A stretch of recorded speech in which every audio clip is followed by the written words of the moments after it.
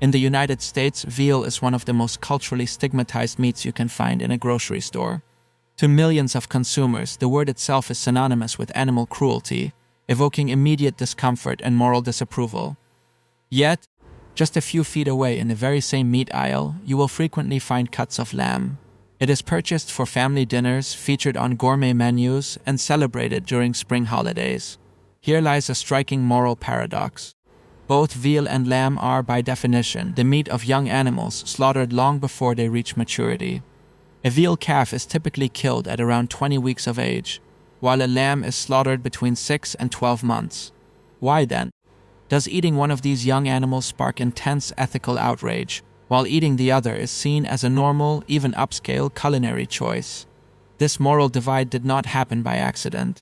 It was forged by a post-war dairy boom that forced American farmers to solve a very specific and very modern industrial dilemma. The stain on veal's reputation was never just about the slaughter of young animals. It was about the unnatural machinery we built to control their lives. Veal is, at its core, a direct byproduct of the dairy industry. In order to produce milk, a dairy cow must give birth to a calf every year. While female calves are kept to join the milking herd, male calves are of no use to dairy farmers. They cannot produce milk, and because dairy breeds like Holsteins are bred for milk production rather than muscle growth, they do not put on beef efficiently enough to be raised as traditional steers. Historically, this left dairy farmers with millions of male calves they had no practical way to raise. The industry solved this problem by creating a specialized market for young calves, feeding them a liquid diet to produce extremely tender, light-colored meat. By the 1960s, this practice had evolved into the highly controversial veal crate system.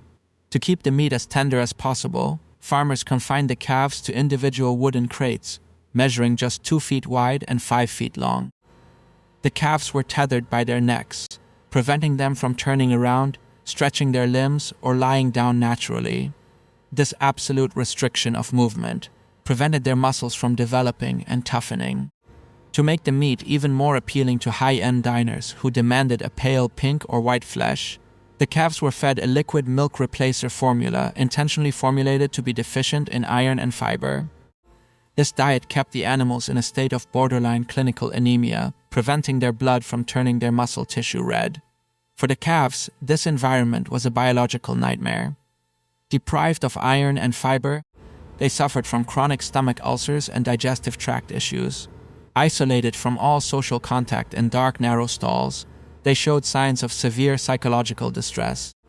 Their immune systems were so compromised that farmers had to rely on heavy doses of antibiotics just to keep them alive until slaughter. By the mid-1980s, the public caught wind of these conditions. Animal welfare organizations, led by the Humane Farming Association, launched a massive national boycott. They ran devastating print advertisements and television campaigns showing pictures of fragile, wide-eyed calves chained inside dark wooden boxes. The imagery struck a deep chord with the American public.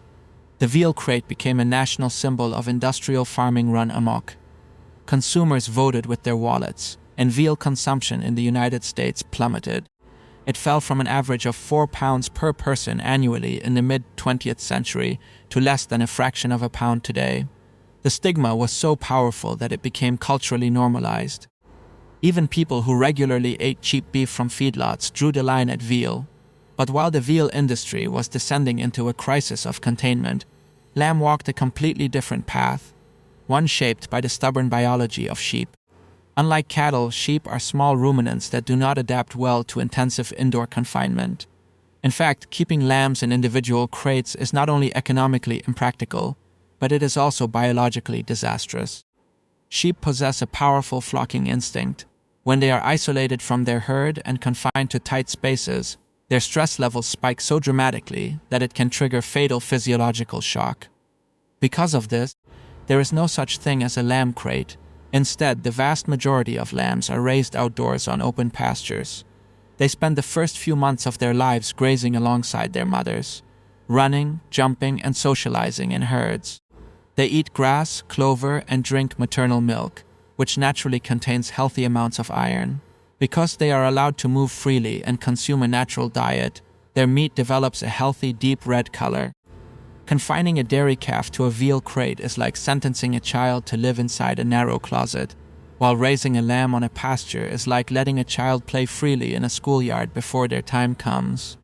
The public can easily overlook the slaughter of a young animal, but they draw a hard line at a life of systematic, artificial deprivation before that slaughter. This moral divide is further hardened by the physical appearance of the two animals at their time of death. When a consumer buys lamb in a supermarket, they are purchasing meat from an animal that was slaughtered between 6 and 12 months of age. By this time, a lamb has grown significantly. It has a full coat of wool, stands nearly as tall as an adult sheep, and is virtually indistinguishable from a mature animal to anyone who is not a livestock farmer. It does not look like a helpless baby. Veal calves, on the other hand, are slaughtered much younger, and their meat carries physical traits that remind us of their infancy. This is especially true for bob veal, which comes from calves slaughtered when they are only a few days or weeks old. Even formula-fed veal calves, slaughtered at 5 months, are kept in a state of arrested development. Their pale, white flesh is a direct result of anemia, a physical manifestation of their deprivation. The color of the meat itself serves as a constant reminder of the artificial process used to create it. The pale white color of formula-fed veal is a biological anomaly, like keeping a green plant in a dark cellar so its leaves never turn green. It is a visual cue that tells the consumer that something about this food is unnatural. Our comfort with lamb is also reinforced by centuries of pastoral and religious mythology. From the biblical metaphor of the shepherd tending his flock to the classic literary depictions of green hillsides in New Zealand or the American West, the imagery surrounding lamb is peaceful and wholesome. Lamb is a traditional centerpiece of Easter, Passover, and Eid al-Adha. These associations shield lamb from the negative connotations of factory farming. Veal, by contrast, has no such cultural shield. It has always been associated with European luxury and high-end restaurant dining, making it an easy target for boycotts because it is not a staple food for the average family. In response to decades of boycotts and declining sales, the American veal industry has actually undergone major reforms. In 2007, the American Veal Association voted to phase out individual tethered crates in favor of group housing. Today, the vast majority of American veal calves are raised in group pens, where they can walk, turn around, groom themselves, and socialize with other calves. Some farms even produce pasture-raised veal, where calves are kept on open fields with their mothers, similar to how beef cattle are raised. Yet, despite these significant improvements in animal welfare, the stigma against veal remains as strong as ever. Once a food is branded as unethical in the public consciousness, that reputation is incredibly difficult to shake. The average consumer does not keep up with agricultural policy changes. They only remember the shocking images of tethered calves from decades ago. This reveals a fascinating double standard in how we judge our food. Today, a consumer might refuse to eat veal out of ethical concern, yet happily purchase cheap bacon or pork chops from a supermarket.